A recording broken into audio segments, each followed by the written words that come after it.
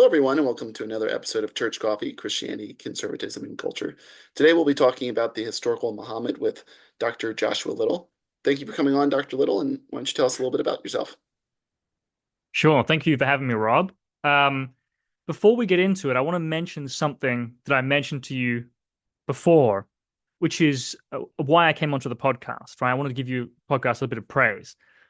So when you reached out to me, I had seen you around on Twitter, and so I'd never, I sort of always had sort of I never got a negative impression or anything like that. So I was sort of already vaguely familiar with you.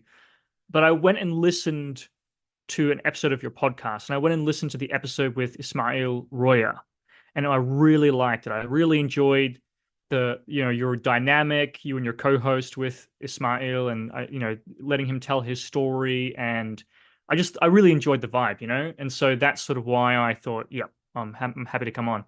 And then more recently, also, I heard your discussion with Tim O'Neill, and I'm a big fan of Tim O'Neill's, and so here I am. So thank you for having me on. Well, thank you for that praise. I will try not to let my head float off my body Sure. as it gets inflated.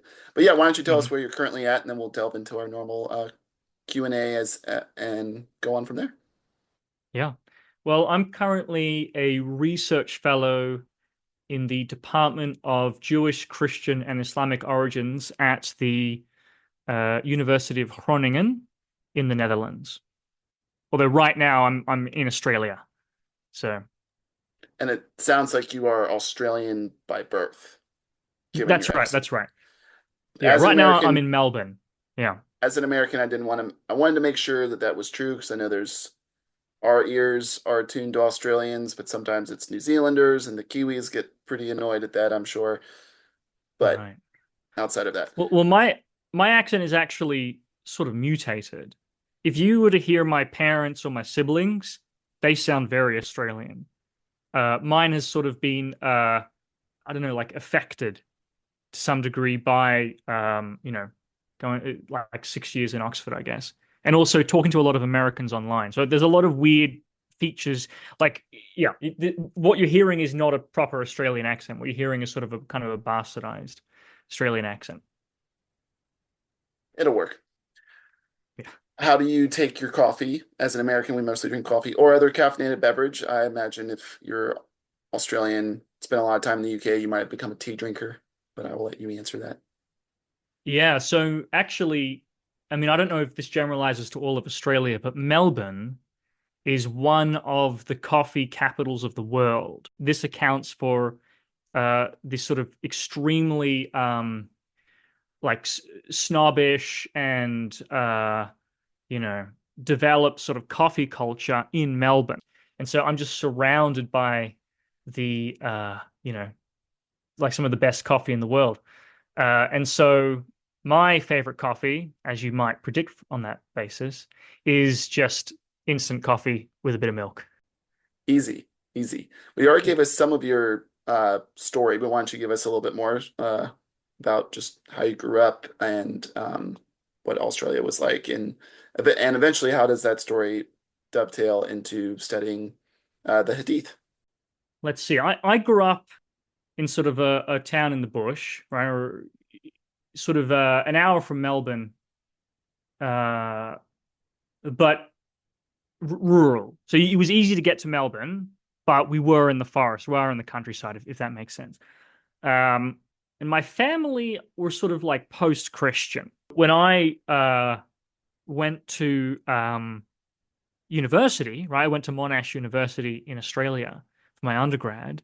That was the where I was at. I was like a new atheist and an Islamophobe. And so I was, I studied early Islamic history and also Middle Eastern, sort of modern Middle Eastern history as well, with the sort of explicit aim of I'm going to sort of professionally debunk religion and in particular Islam, right? That's sort of the one that I had fixated on. Um, Things, though, did not pan out as expected. This took a huge blow. There are two basic things, and one of them has had two components. Okay, so the first thing which has two components was political, right? Because as I mentioned, this is all wound up in a kind of Western chauvinism.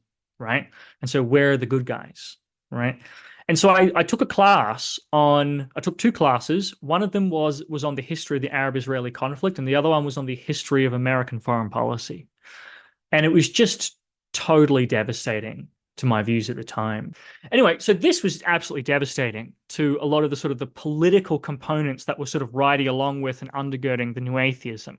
The other thing, which is more direct to the new atheism, that was totally destroyed that was um, I met a very intelligent Marxist who absolutely annihilated all of my views on history, economics, philosophy, morality, religion, you name it. It was just absolutely definitive destruction. And so, he was a Marxist and an atheist, right? So it's not like this is like I'm leaving atheism, but the point is it's a different view of how religions function in history and society, right? It's a view that understands that religions and culture and ideology are modulated by underlying conditions and interests, right? Social, economic, political, and so on. That isn't to say that people don't believe and aren't sincere in their beliefs, but the point is that religion typically has a very sort of superficial explanatory power in terms of what people are doing.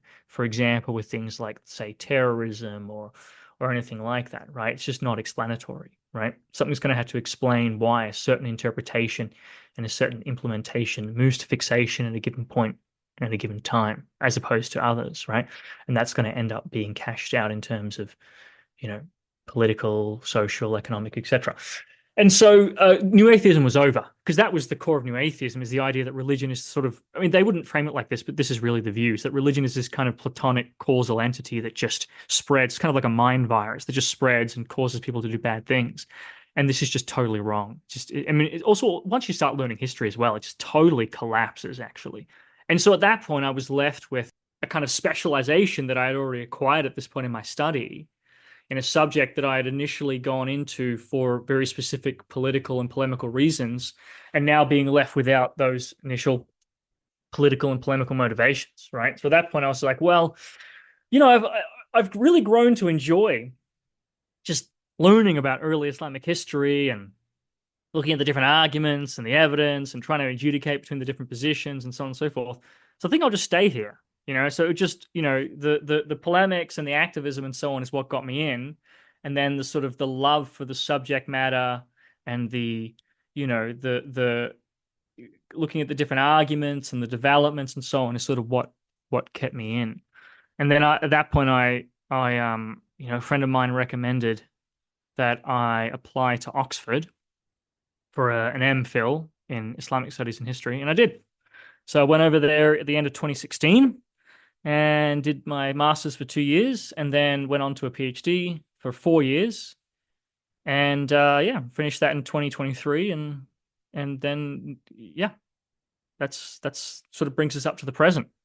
So give us a broad traditional Islamic biography of Muhammad, and feel free to add any Yeah. details that you might think are interesting that give us a paint with some broad brushstrokes how Islam traditionally gives a biography of its founder. Right. So, I mean, it often starts before Muhammad, maybe with Adam or with Abraham. Like, do you see what I'm saying? Like I'll start with Muhammad's grandfather, but just note that it'll often start earlier with sort of a more comprehensive kind of, religious vision of history, if that makes sense. But his grandfather was Abdul Muttalib, and so he was in the city of Makkah, which is it's where modern day Makkah is today, in sort of the south of the western coastal region of Saudi Arabia, right? And so, and the tribe that dominated that town of Makkah, was the Quraysh. And so Abdul Muttalib is a member of the Quraysh tribe. And so he famously uncovered a special well in Makkah, which is the Zamzam well. And he also made sort of an oath that he would sacrifice, a son and then things sort of played out. So he had to sort of go through with it. But then luckily he was able to get out of it by sacrificing lots of camels instead. And so that was his son Abdullah. So there's a bit of a Abraham and Isaac sort of template going on there, if you see what I'm saying, right? There's sort of an echo of that. And so his son Abdullah, he marries Amina. Now, already, by the way, this is the trouble for me as a secular researcher to be giving a traditional summary. I'm omitting a lot of miracles, right? Like, for example, the story of Abdullah and Amina, their sort of consummation. It's like, Abdullah, one of the stories is Abdullah is going to see Amina and he goes by like a soothsayer woman, right? And she sees a special glow in him, a special light. And so she wants to have sex with him and she sort of propositions him, but he rejects her and he goes to Amina. And then when he comes back, she's not interested anymore because the light is gone, right? And so the idea is that the light has passed into Amina and that's going to become Muhammad.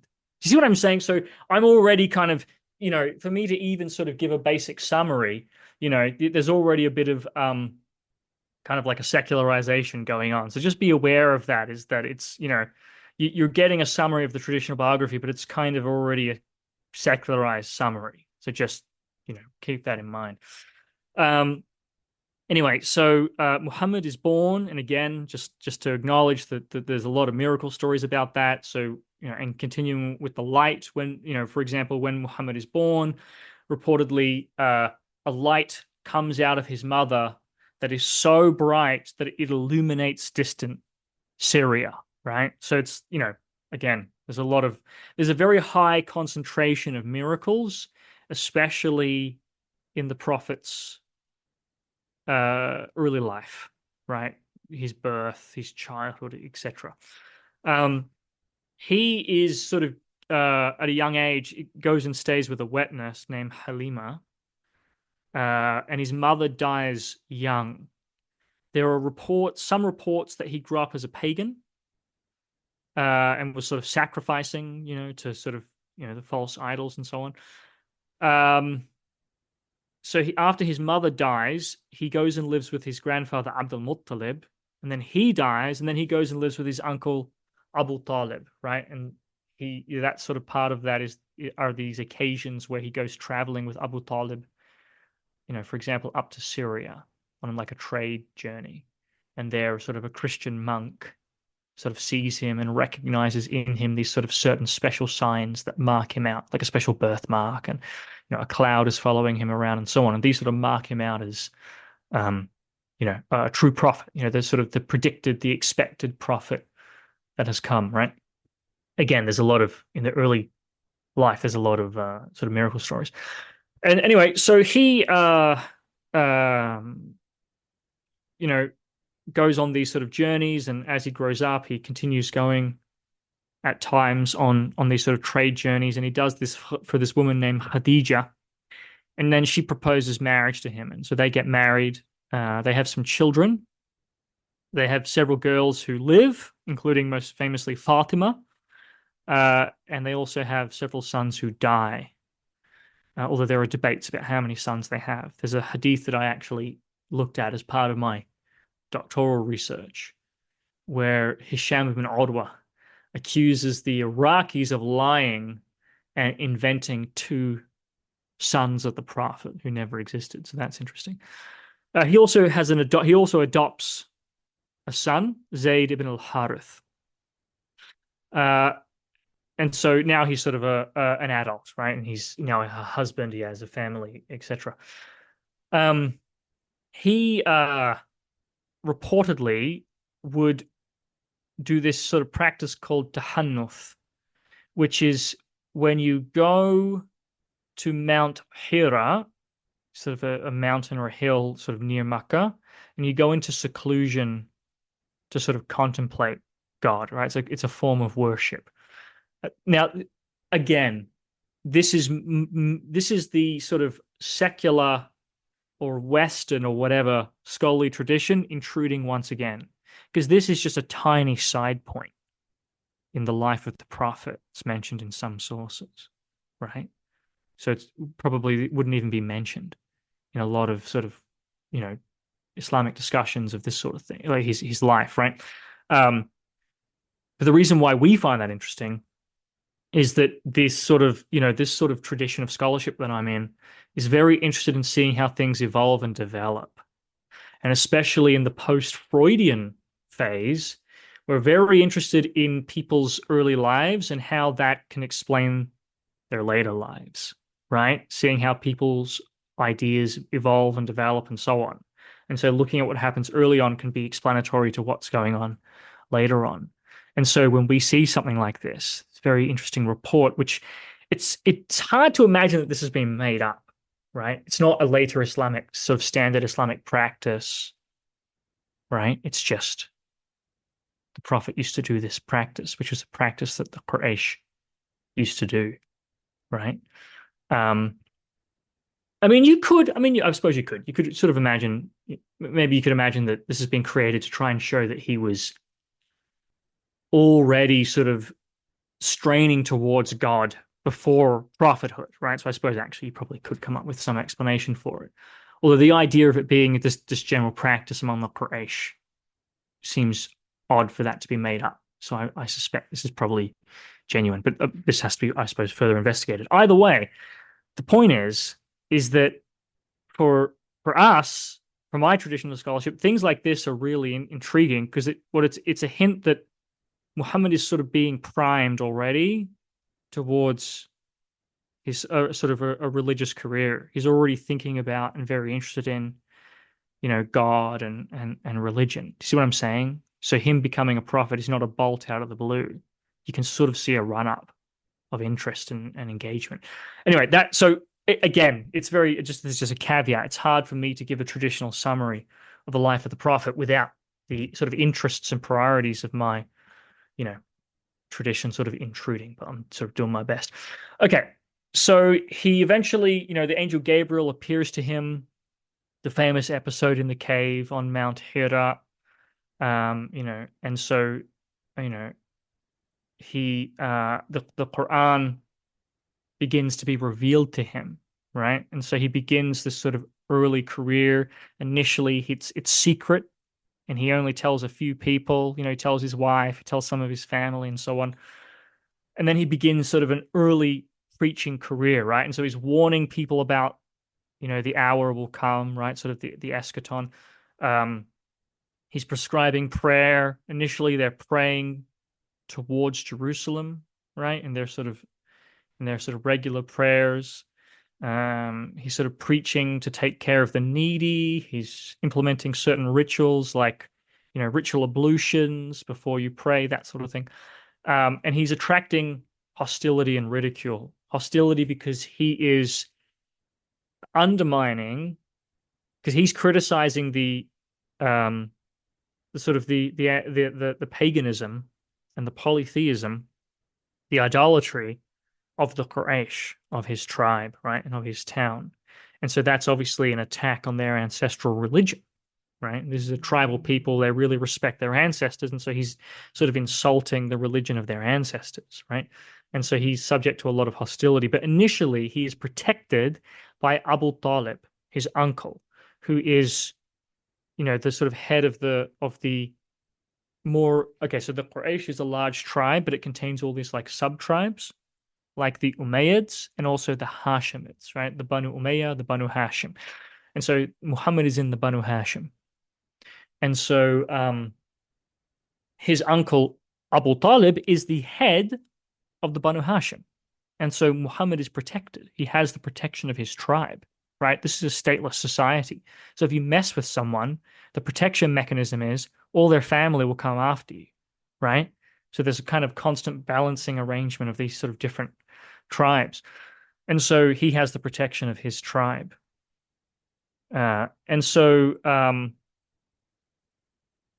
but the tribe as a whole is subject to a boycott by all the other members of the broader Quraysh tribe, right? So they are suffering. They are sort of being sort of pressured economically and in other ways as well. but they're still surviving, right? He has the protection of his tribe or his immediate tribe or his clan, the Banu Hashim. But then Abu Talib dies, and a more hostile uncle, Abu Lahab, takes over. And so the protection of the Banu Hashim is now lifted, right? And so now Muhammad and his followers are just directly subject to persecution. And obviously, other members who weren't within the Banu Hashim didn't have that protection anyway all along. And so many of his followers start going on migrations to Ethiopia, right? There are these initial sort of hijras to Ethiopia. And eventually, Muhammad himself gets an opportunity to leave, right? He gets called upon. Some of his followers managed to sort of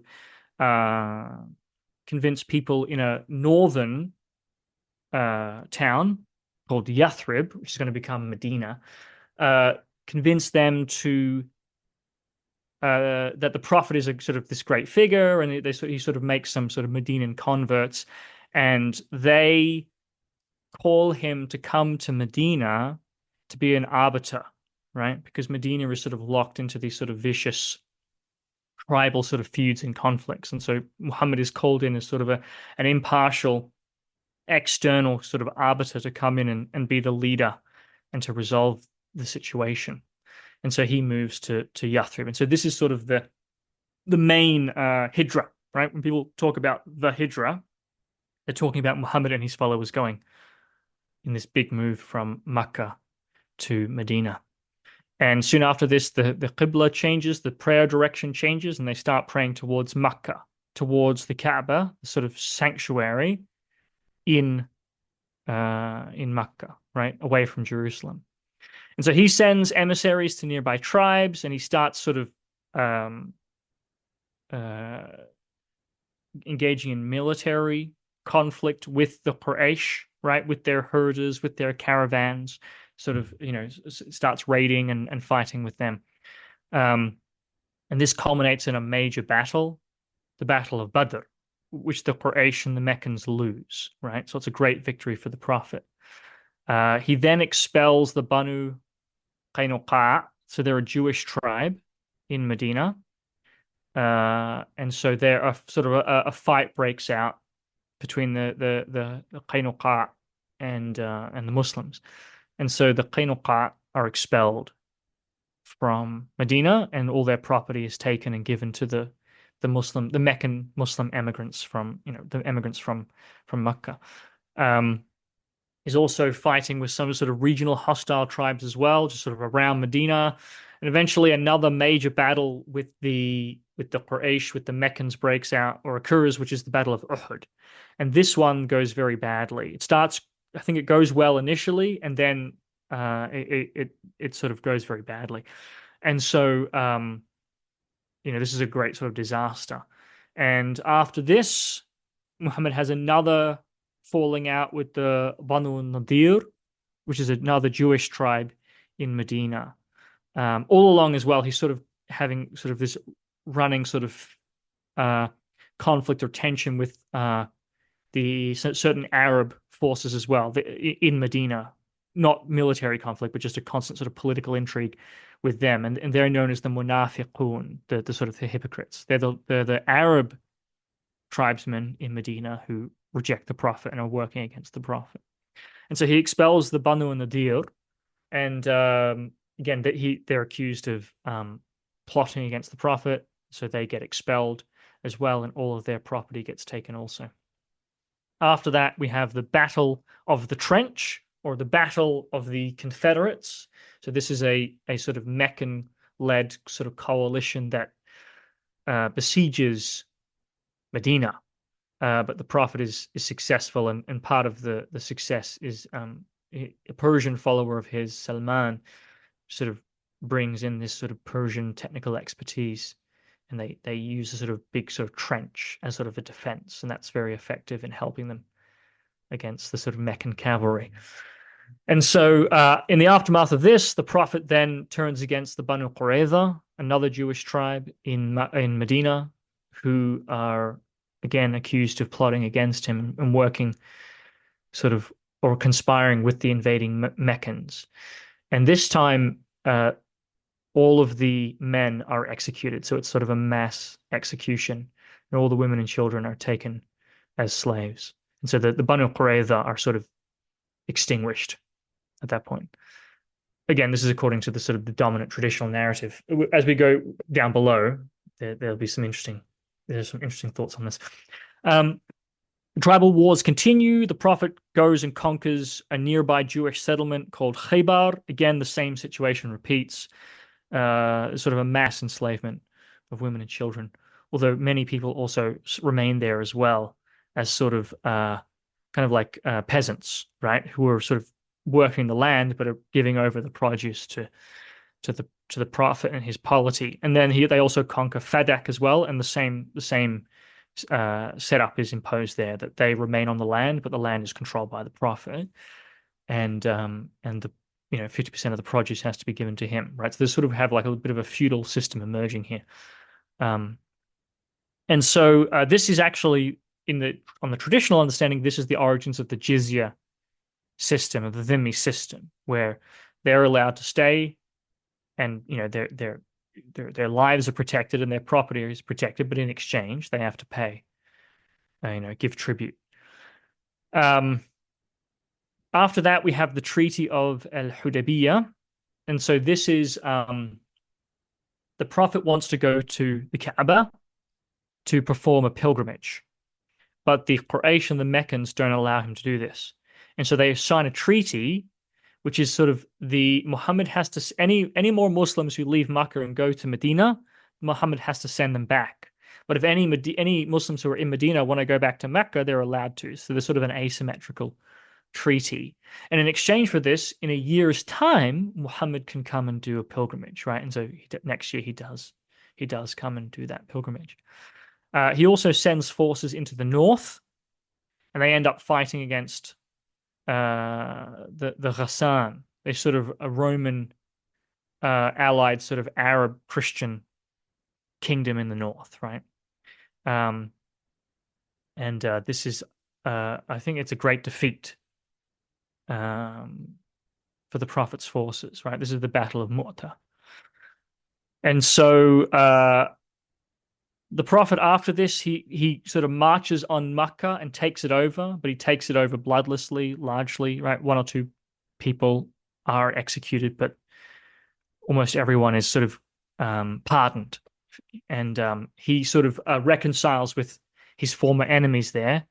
And actually, sort of at that time, sort of the leading figure of the opposition against him, the sort of leader of Makkah at this time, is Abu Sufyan.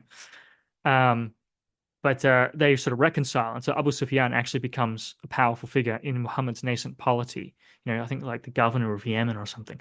And thereafter, future point, and his son is actually going to end up taking over the caliphate in a few decades. That, by the way, this is sort of the equivalent of like, I don't know, like Judas Iscariot becomes, his son becomes the Pope, right? Sort of, it's like, I mean, it's not a perfect analogy, but it sort of gives you a sense of what goes on here. It's quite interesting.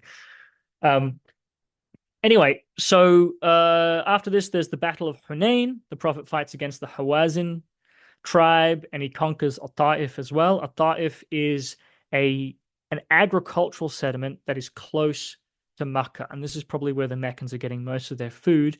And the Meccans or the Quraysh have dominated At-Ta'if up until this point. And again, there's kind of like a feudal arrangement here, where the Thaqif tribe actually lives on the land and works the land, but they have to give half of the produce to the Quraysh, right? And so you can almost see like a bit of a peasant rebellion going on here in the refusal of the Thaqif to accept the Prophet and to rejecting him, and it has to be sort of reconquered. We then have, sorry, once again, I'm injecting my own sort of modern scholarly categories and so on onto this. Obviously, they don't speak about it like that. That's just sort of what's going on, probably. Okay. The Prophet also goes on an expedition to Tabuk up north, and again, sort of subjugates some sort of Christian forces up there. Again, sort of he's implementing the Dhimmi system. He's extracting tribute from them. he then sends all of these, or he receives, now he's in a very powerful position, right? If you're sort of following on concept, like if you have in your mind a sort of a map, he now controls most of the Hijaz, most of that sort of western coast of Arabia. And so now many, many tribes from surrounding areas and from, central Arabia and other places are sending like deputations to the Prophet. And they're, you know, sort of the year of deputations, and they're sort of submitting to him or allying with him. And so the Prophet ends up in control of most of the Arabian Peninsula at this point, although not all of it. He also starts to prepare for an invasion of Palestine, and then he gets very ill. He sends out letters to rulers, to like the Roman ruler, the Persian ruler, and others, inviting them to convert to Islam, and then he dies. So that's sort of in the nutshell the traditional sort of common sort of a summary of sort of the traditional biographical uh, sequence of the prophet.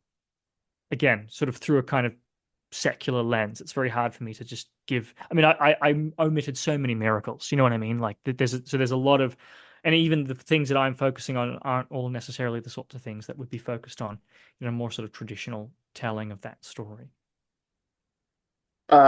When do scholars first start to question, revise, theorize differently about Muhammad? You've already kind of alluded to that throughout this telling.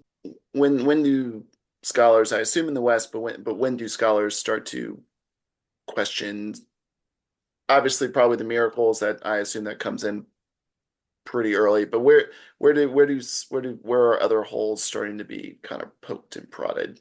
Maybe not holes, but Yeah, what are points that are starting to be questioned and looked at yeah, in a more critical manner? yeah. So actually, when I was sort of thinking about this podcast, uh, I realized I sort of developed sort of, you could sort of see there's like five phases, right? And so there was a distinction between some of the phases that hadn't really occurred to me before. So I'm glad now to actually, you know, be able to come to you with a bit more of a clarified conception of the sort of progression of the scholarship on this issue. So we have an initial phase, right? Phase one. So this is initial criticism. So this is for the first time, scholars are sort of adopting this sort of Enlightenment perspective, right? This sort of Enlightenment historiography, just like evaluating things in light of sort of established scientific background knowledge, thinking about things in terms of sort of normal sort of cause and effect, right? Uh, sort of criticizing sort of supernatural stories, miracles, those sorts of things, and sort of interrogating the provenance of texts and traditions, sort of interrogating sort of traditional or received narratives about things, right? So these are sort of some common, not by no means unique actually, but common sort of features of this sort of, tradition that sort of develops in Europe in the early 1800s, right?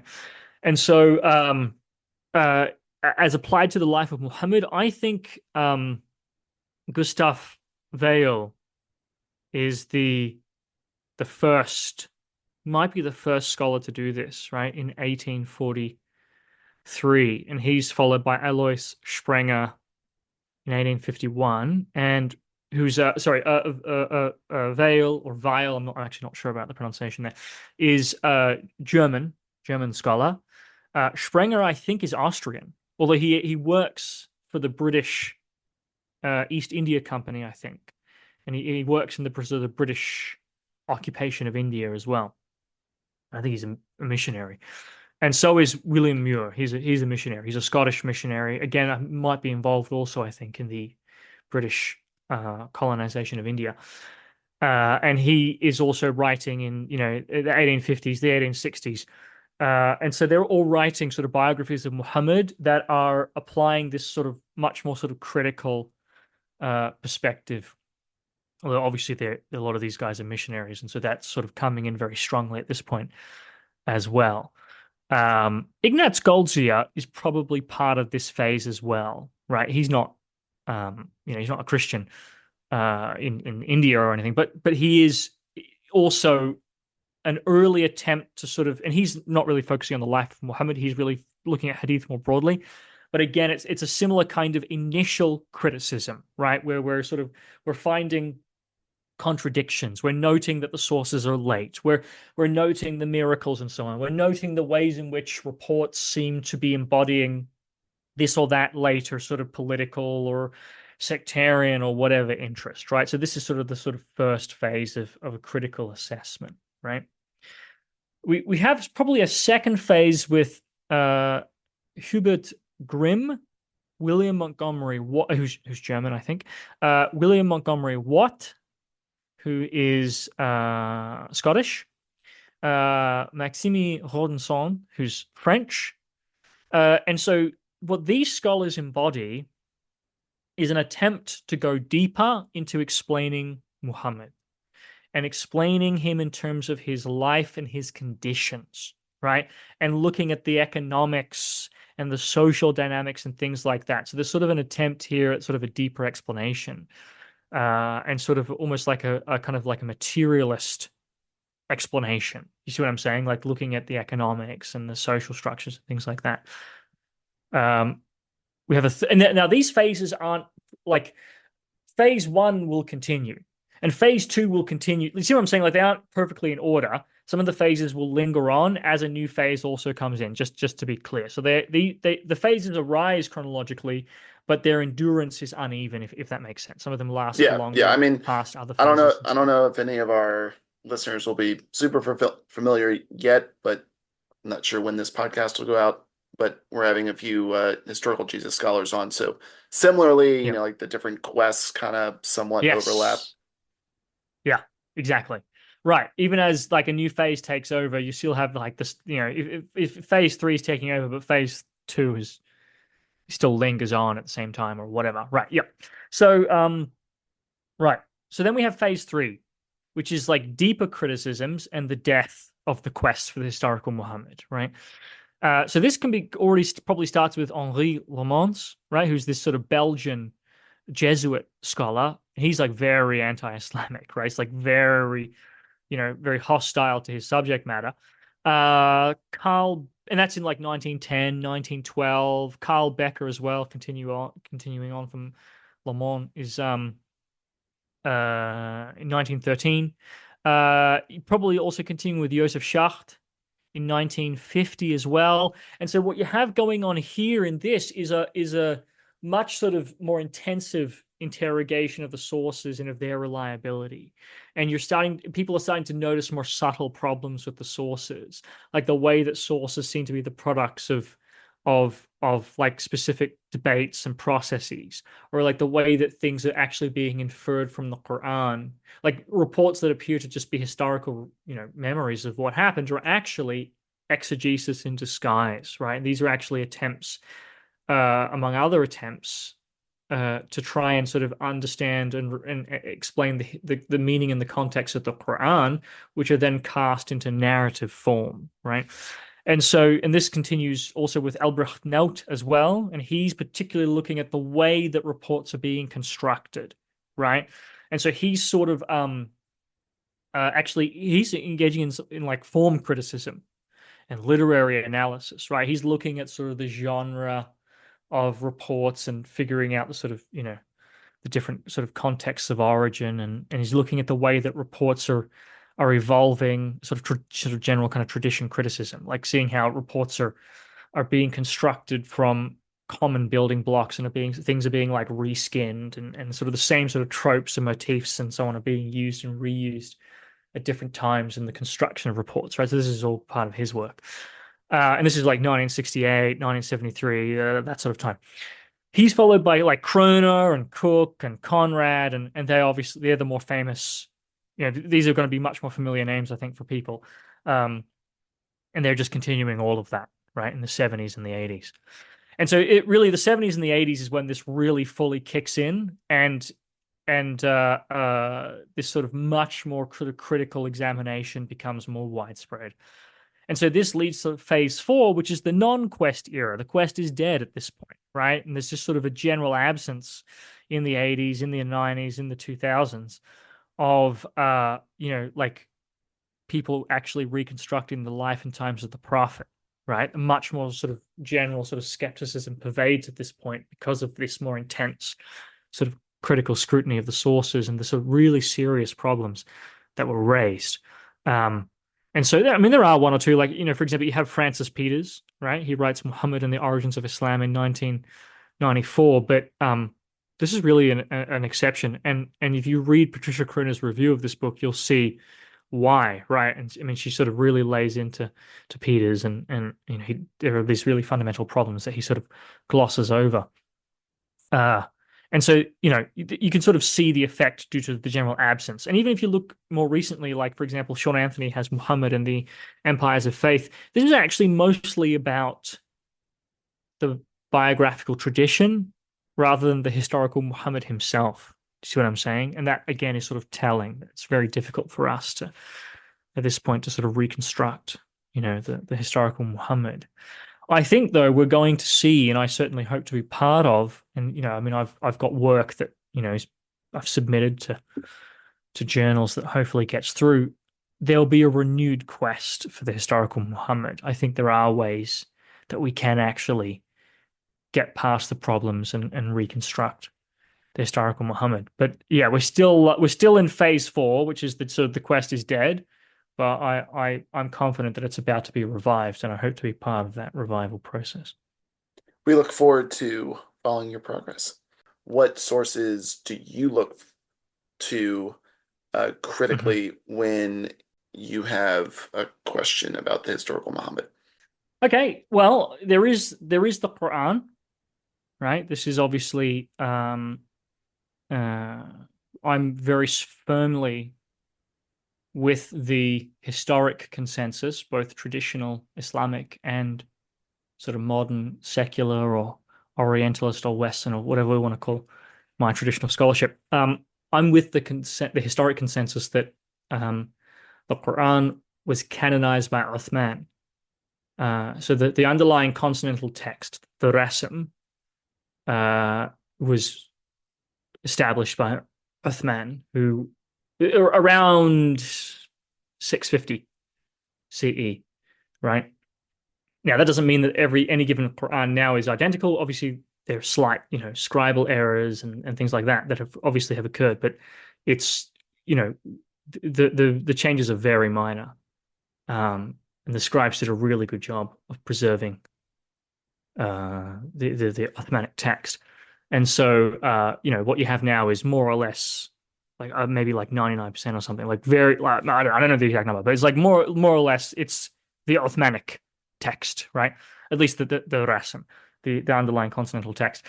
And so, this means that we have this corpus that was closed um, within a few decades of Muhammad, like 30 years, maybe, Muhammad's death, right? So that's a pretty short amount of time. Um, so it's I think probably, and certainly this is my assumption, is that in any given instance, if I'm looking at anything in the Quran, my presumption is that this is from the Prophet, although I'm open to things having been paraphrased or whatever in the course of transmission. But I think it's broadly, any given thing I would presume to be from the Prophet, right? I don't preclude the possibility that other things sort of crept in those 3 decades. But I think that we can take the Quran as a source for the Prophet's teachings and preaching, and in less directly his life and circumstances. So I have the a I first have a document. Mhm. I have a very interesting but kind of random aside. You keep referring to Muhammad as the prophet. We heard earlier that Yeah, in your bio that you're secular and that you're former yeah, Christian. Why do you refer to him in a pretty holy and religious and yeah. traditional way? I don't know. It's just convention, I guess. I mean, it's the same with Jesus. I often say Jesus Christ. I mean, I don't believe Jesus was the Messiah, but it's just convention. I just say, I don't know. I don't know how else to say it. It's just, you know, it's just a convenient sort of shorthand. I don't mean by, I mean, I would apply that to anyone. It's like I would call Joseph Smith a prophet as well. I don't mean that I believe in it. I just, that was just sort of his, how he's referred to. And yeah, it's really that straightforward, I suppose. So I know some people don't like that, but I don't really care. I don't have a problem with it. Doesn't bother me I to refer to it Muhammad as a prophet or Jesus as Christ. Obviously, I'm not saying it as an affirmation. It's just a convention. Yeah, I was just wondering as an aside. Sure. Excuse my interruption though. No, no, Please no. please Please, continue on the please. sources. Anytime anything doesn't make sense or you need clarification or anything like that, please, by all means, interject. All right, so we have the Quran. What else do we have? We have early inscriptions. Again, these. Okay, so the Quran doesn't give us like here's a biography of Muhammad. Obviously, it's lots of sort of teachings and polemics and things like that, and theological statements and all this kind of stuff. And so, you know, it has to be used very indirectly. I mean, you can get hints at like, okay, so we've got some persecution going on. Okay, now we're in control of the sanctuary. Like you see what I'm saying? Like you can sort of see there are shadows of things happening, but it's like it's hard to just you wouldn't really you to put it bluntly, if you just had the Quran, you would not write the traditional biography of Muhammad. I mean, it's broadly consistent with it, but it's not you if you just started with the Quran, you probably wouldn't get there, right? You just it'd be mostly blank, right? All the specifics and it'd be very hard to sort of construct. So it's only with the guiding hand of later hadith corpus that you can then see, oh, okay, all these correspondences. But of course, the problem is that do hadith correspond like biographical hadith? I mean, do they correspond to the Quran because they are independently reflecting the same realities that the Quran reflects, historical realities, or are they consistent with the Quran because they have been inferred or created on the basis of the Quran? I think both are happening at different points. The tricky thing is for us to figure out which is which, right? So anyway, so we have the Quran, but it's sort of there are some difficulties in using it. We also have early inscriptions, and so the inscriptions, like the Quran, are don't give us like a full biography, but they do refer to like they may at times preserve early like statements like just like declarations, about Muhammad or this or that, and that could be useful. They're more useful though in the same way as the Quran for more background things, right? Like, okay, yeah, we still have people here, they believe in angels and so on and so forth, right? Like you can sort of, it's helpful about cluing us in about what's going on with early piety and things like that. It can also help us sometimes with historical things. There are times when you have in the inscriptions like kind of like genealogical information. Like you'll have, oh, so and so, son of so and so, son of so and so. And then you look at the sort of the genealogical sources or whatever, and then you'll find, oh, look, here's so and so, son of so and so, son of so and so. It's the same like three names in a row.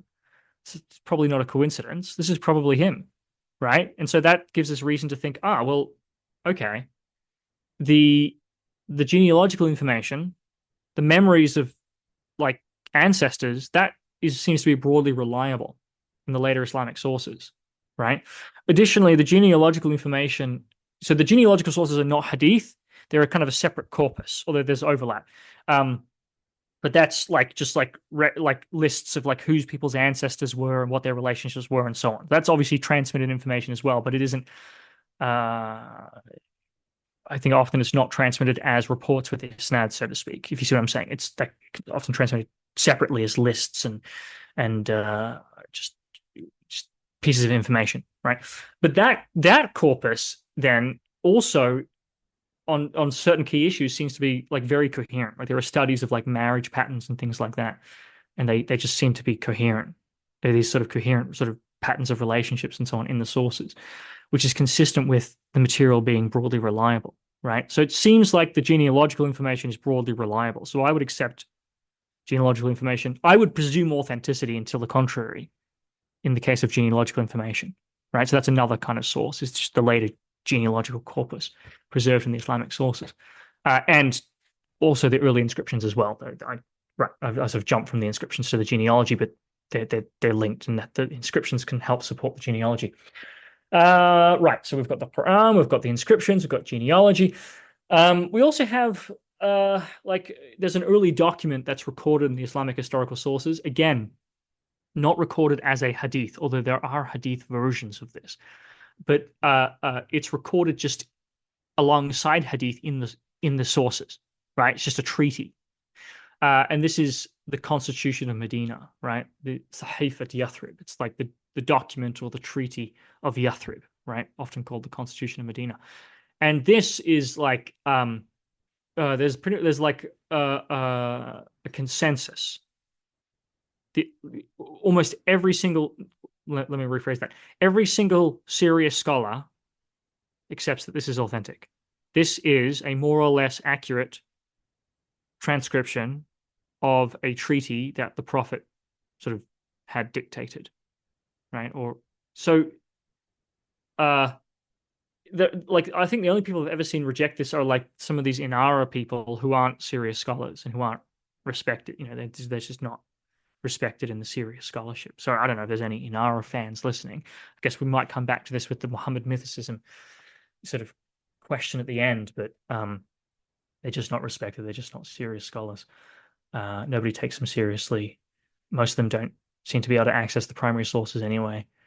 And their ideas are just extremely implausible. And so, so I know some of them have rejected the Constitution of Medina, but in the scholars at the major centers and in the sort of serious sort of peer-reviewed literature and so on, it's just like wall-to-wall agreement all across the spectrum, from the more sanguine scholars, all the way across to Patricia Croner and Michael Cook and so on. Everyone agrees this is an authentically archaic document. This goes back right to the beginning. And that's mostly based on the criterion of dissimilarity. It's not what you'd make up later on, right? It's just like, Jews are part of the Ummah. They have their own religion and religious laws or, rituals and so on, but they're part of the Ummah. It's just stuff like that. There are other things as well. The way that the Quraysh are talked about and so on. So it's very unlikely that this would have been made later on, even after the conquests. So it's got to be earlier, right? Now that doesn't mean it's been perfectly preserved. Again, you can have some little scribal errors or alterations here or there, but broadly speaking, this is an authentic document that was probably dictated by the Prophet. Probably the reason why it survived, it was probably just sitting in the mosque in Yathrib for like 100 years, and then later on, it was someone just copied it, and so it sort of probably has jumped through time, if that makes sense.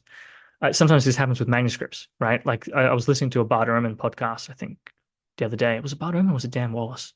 Maybe it was Dan Wallace, actually. And he was talking about how there's like a manuscript that was copied in like 1700 or something, but we can tell based on the content that he's copying a manuscript from like, I don't know, like the third century or second, like a super early manuscript where like it's almost like jumped through time. Do you see what I'm saying? It hasn't gone through a bunch of tradents. It's just like someone has copied an incredibly archaic document way later on. Something similar has happened here. And so it's been preserved in writing, right? And so it's been preserved incredibly well. Now, I know there's a version of this that is given in Isnad. I think it's like a family Isnad, maybe like the family of Omar, although I think Croner is sort of cast down on this, but maybe it's preserved within a family, maybe not. But either way, it's definitely preserved sort of continuously in writing. I just think someone later on had access to the original, made a copy, and that would just explain why it's been so well preserved. And there are versions of it that are also preserved in Hadith, and there it's just that provides a really nice illustration of the written transmission versus the oral. In the oral form, it's just been obliterated. I mean, you can still recognize that the starting point of the relevant hadiths is the constitution because they do preserve some of the distinctive language of the clauses and stuff, but they've changed the doctrines. And so, the context is gone and a lot of key information is gone. If you just had the hadith versions, you would never be able to reconstruct the original. This is Patricia Croner argues this and talks about this. So does independently, actually, Hiroyuki Yanagahashi, Japanese scholar who seemingly wasn't aware of Croner's research on this, independently reproduced the same research and the same results. Anyway, so we have the Constitution of Medina. This is another key source that historians use to reconstruct Muhammad. What else do we have? We have early non-Muslim sources, right? So these are like, especially like Christian Syriac writings And now these aren't independent of the Islamic sources. What they represent are super, like, there's no reason to think that some Christian traveler went down and then saw Muhammad and then has independently transmitted entirely in Christian circles information about him all the way to those Christian sources. These are is early Christians talking to early Muslims. And so what the early Christian sources preserve is archaic phases or layers of Islamic belief and practice, right? So they're very valuable in that respect, right? That stuff is then sort of, most of the Islamic stuff is being preserved orally. And so it continues through in an oral form, much for, on the Islamic side for, another 100 years or something. But on the Christian side, what we have with these early Christian sources is things that get trapped in a written tradition, right? So they're potentially much better preserved. Like we have things preserved that could change later on, or so on and so forth. So that's the value of having those early Christian written sources, that things are getting trapped in writing early on and then preserved sort of in an independent written tradition. Now, of course, there are dangers. These sources are obviously very polemical, and they sort of filter things through a biblical lens and so on and so forth, right? So there are problems with the sources, but in particular, when their multiple sources are agreeing with each other, and they're sort of credibly independent, or when they are also corroborating later Islamic sources, and they're sort of agreeing on the same points, that's a really good sign. We can then triangulate. We have super archaic Islamic beliefs there that have been both preserved in the Christian sources or in some cases Jewish sources, and also preserved in the later Islamic sources, in the later Hadith and so on. So that's another set of sources. A very nice anthology of these sources and translation anthology is given by Stephen Shoemaker. A Prophet Has Appeared. I used to be a big fan of Shoemaker's work. Now I'm very critical of it, but I think that's a valuable resource. So, if you want an anthology of those sources. Also, of course, there's the famous, Robert Hoyland, right? Seeing Islam as Others Saw It. So that's obviously another anthology of those sources as well. What else do we have? We have an interesting tradition, which Kroner referred to as the secular tradition, right? Or we could also call the state-oriented tradition. And I talk about this in my article on Patricia Kroner and the secular tradition of early Islamic historiography. And this is an early sort of annalistic or chronicle tradition, right? So early on, at least as early as like the Marwanid period, so around the year 700, maybe even earlier. Some people have argued earlier. I don't know if that can be justified, but it could be earlier. But we can trace it at least back to around the year 700. We have this scribal tradition of people writing down in chronological order key events in the reigns of caliphs, right? And then also that expands also for judges and governors, right? And that information is originally there's no like reports. They're not citing hadith or anything like that. It's just very basic information. Like this is the year, these are the key events relating to basically the politics.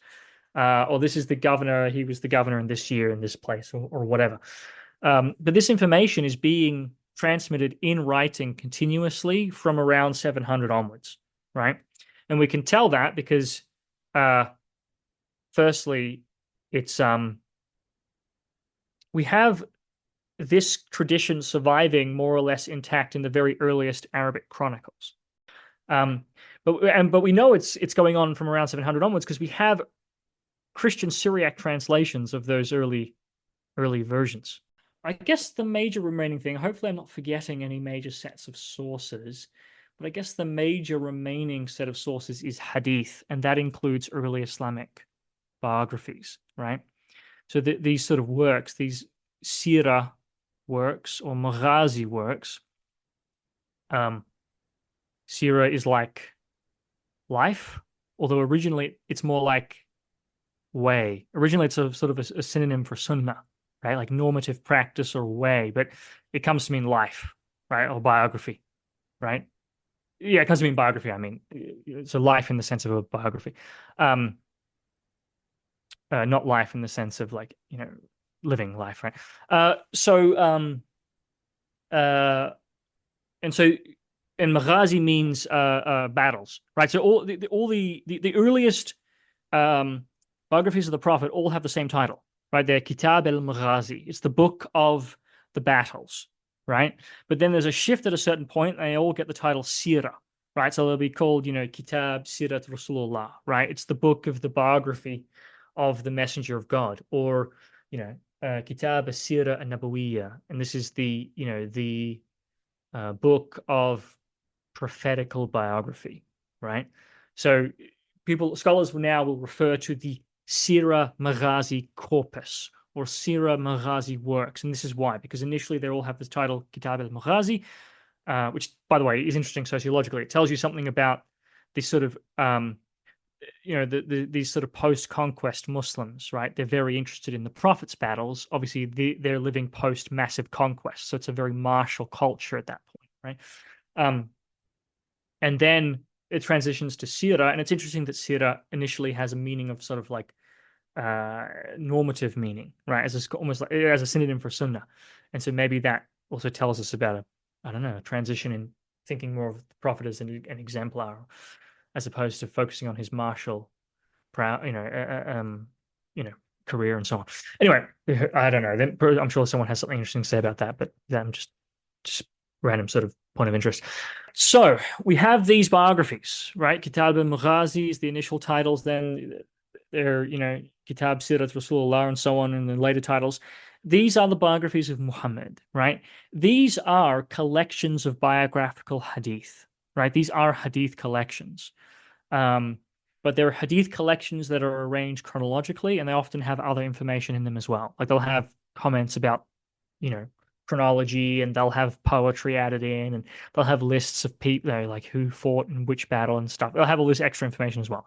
So yeah. So when we're talking about the biographical sources, and we're talking about hadith, there's a big overlap here. Although the biographical sources do include a lot of sort of non-hadith material as well. And so this corpus, although I think it's extremely unreliable, it's just like actually incredibly unreliable, right? People sometimes talk about hadith as if it's like the most reliable source in history, and it's just the most absolutely brilliant and amazing, and beyond any other system in terms of reliability and so on. I think it is a brilliant system, actually. I really admire the early hadith scholars. I love what they do, and I love reading their works, right? And their sort of critical scholarly works, these sort of works of ilal al-hadith, the sort of subtle defects in hadith. I really love that kind of material. But this is, hadith are not only unreliable as the hadith corpus is like extremely unreliable, like unusually unreliable. The amount of problems you have with hadith is just staggering, right? Like way more than I think you'd have for something like Josephus or something. I'd be stunned if I took a list of these problems to a Josephus scholar and they had anywhere near the same number of problems that they're dealing with, for example, with their sources. And this is true probably of most of these sort of major historical sources for, the Roman Empire and other kinds of things like that. That isn't to say that there aren't more unreliable sources out there. I mean, sure, like, I don't know, like the legends of Alexander, that sort of Alexander Romance literature, I'm sure that's even less reliable, for example. But people like obviously, traditionalists, like Muslim traditionalists, are just totally out of touch with the problems with hadith. They really exaggerate the reliability, and it's exactly the opposite. Hadith are incredibly unreliable, but at the same time, What would make them unreliable? Like, can you give us a few yeah, examples? sure. One interesting problem is that they underwent a very extreme and intensive process of oral mutation and reworking and distortion and redaction, right? This is really the early Islamic society they had access to writing, and the Quran is preserved from the time of Uthman on systematically in writing, very, very well preserved. But they don't preserve hadith in writing. This is both generally acknowledged. There are some reports, and people will point to, and there's a debate over this, about like some early instances of writing down hadith. These are probably largely a product of later debates over whether or not you can write down hadith. But even if you accept that, the picture that you get even in the traditional sources is that hadith is primarily transmitted orally early on, right? So it's transmitted orally. And the trouble is that if you just look at the conditions of early Islamic society, they are the perfect conditions for this extreme mutation to go on. First of all, hadith are being transmitted report by report. So they're being transmitted atomistically. It's much easier for isolated reports to be distorted. You just change one or two things in it, and then you just change the whole meaning. You just change the gist, right? They're much more sort of subject to erosion by being transmitted as isolated units. It's also being transmitted in very chaotic conditions, right? We're like just the transformation is just incredible, right? Okay, here's I want you to imagine the early followers of Jesus in Palestine, right? And then I want you to think of the later papacy. Now, I want you to imagine that that transition occurs in less than 100 years, right? That you go from like Jesus and his followers in Palestine to like the Borgia popes, right? It's like that magnitude of change. It's like incredible, right? We're Along talking with a lot of wars and multiple languages that's being part of it. absorbed. Yes. Absolutely, absolutely. We're talking like intense apocalypticism or eschatological fervor. We're talking rapid formation of sects. We're talking intense rivalries of all kinds, political fights, and so on. We're talking successive civil wars. We're talking Yeah, mass maybe conquest. We're maybe talking. throw in a little Protestant Reformation in there with the Sunnis Shia split that happens I also wouldn't pretty early on.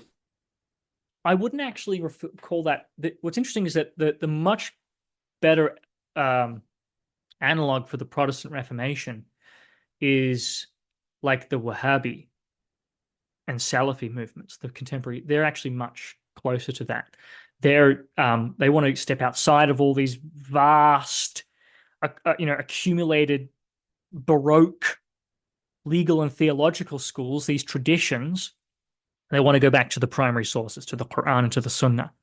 And they especially see all of these sort of pagan or un-Islamic accretions and practices and beliefs that have been sort of baked into the institutions and that have also just accumulated in the population.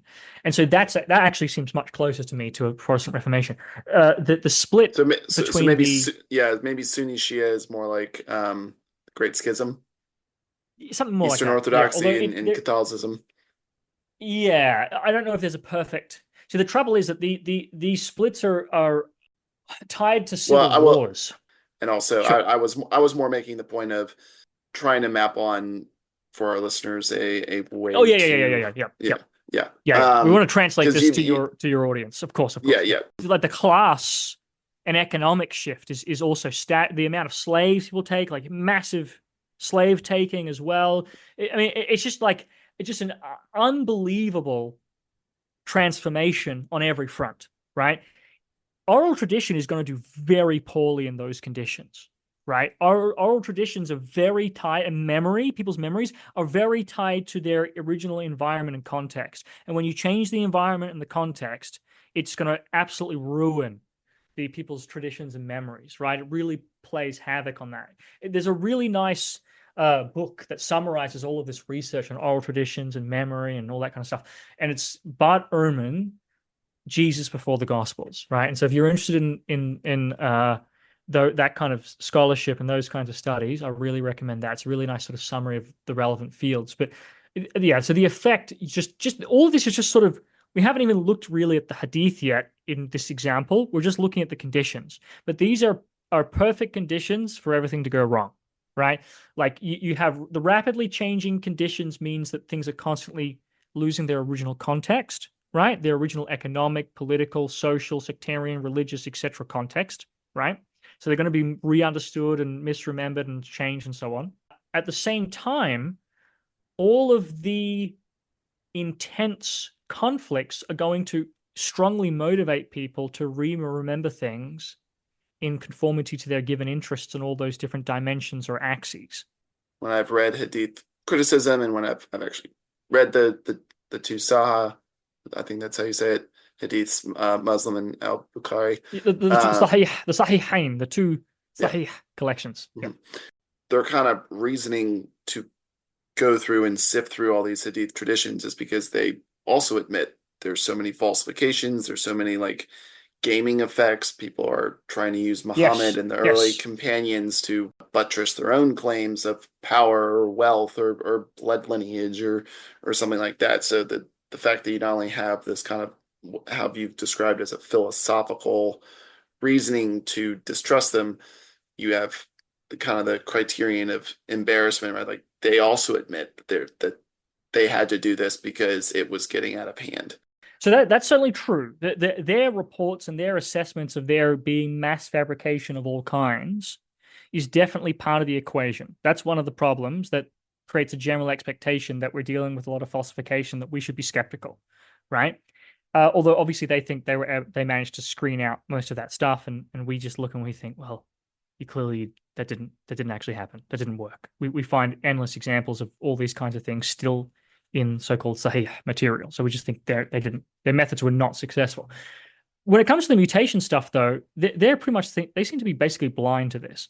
Actually, this is a level of variation that's so extreme that they don't clock it. So if you look at the stories about them, there's this wild variation between them, but they don't actually understand how storytellers create hadiths, and therefore what it looks like if you have a hadith that is actually originated as a storyteller composition. They just don't seem to be aware of that sort of stuff. And I can't blame them. I mean, a lot of this stuff is only thanks to like very brilliant, modern scholarship that's building on all this like brilliant insights and stuff, right? So like I don't blame the hadith critics for operating 1,000 years ago and not having the benefit of more recent scholarship that's sort of figured out a lot of this stuff, right?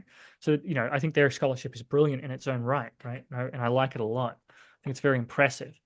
But obviously, in terms of if it's like truth tracking, if it works to actually consistently identify authentic and so on, then we have a huge problem because they just weren't good at that. Are there any hadiths that reliably go back to Muhammad? Ones that have Uh, been maybe modern scholars have kind of sifted and been like, okay, this tracks. This lines up with Quranic, early Sirah, maybe some archaeological evidence, or at least extra Islamic evidence. Are there some hadith at the very least that on a probability level go back to Muhammad?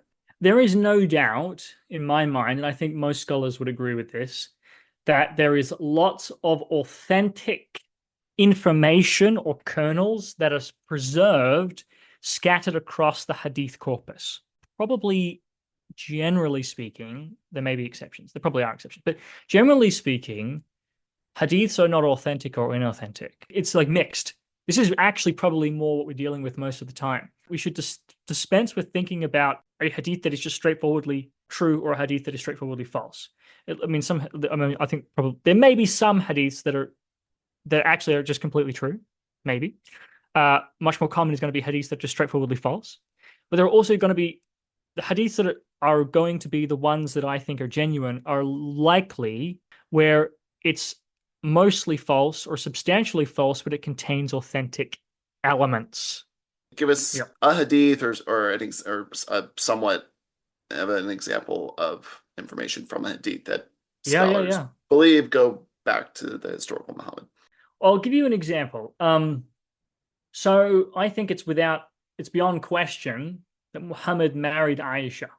So I'm skeptical of the specific reports about her specific age. It's the sort of information that I think wouldn't be preserved anyway. So no matter how you slice it, I think that the reports of her specific age are unreliable. But the fact that Aisha married the Prophet, I think, is beyond question. It's sort of attested everywhere by everyone. It's attested by friends and foes alike. And to this, we can add again the genealogical information tends to be reliable. Basic relationships and identities, that tends to be reliable, right? So that would include Aisha. Yeah, she's the daughter of Abu Bakr and she's the wife of the Prophet, right?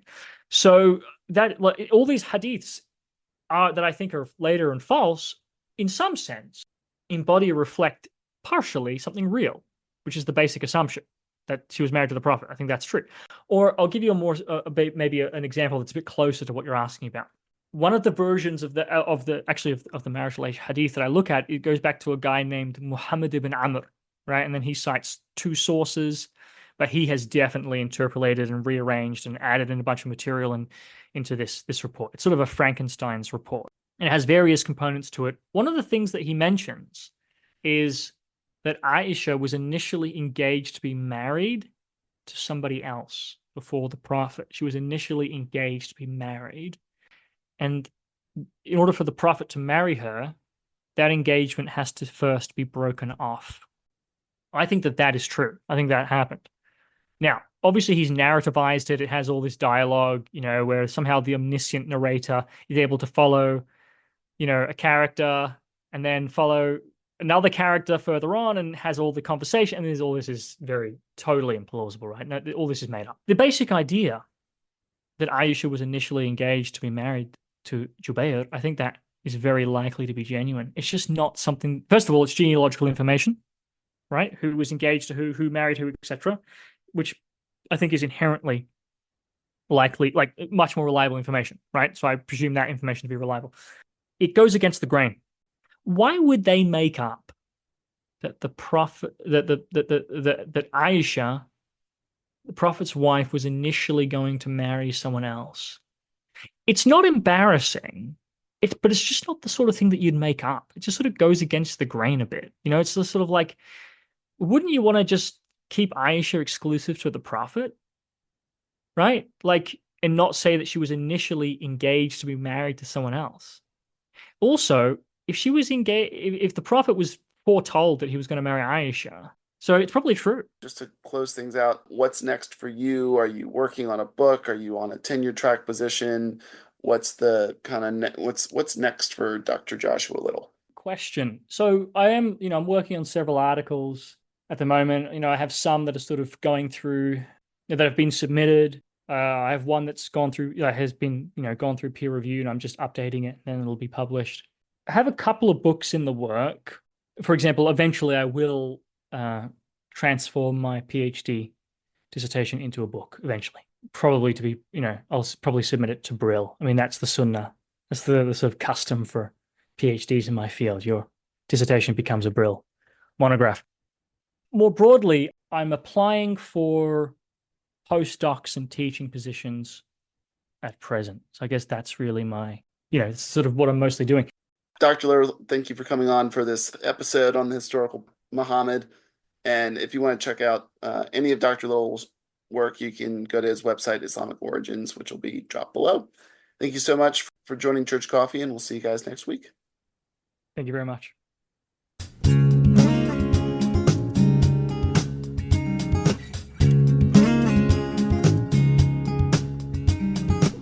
Our album art was done by my wife, and our theme music was composed by TJ Stokes.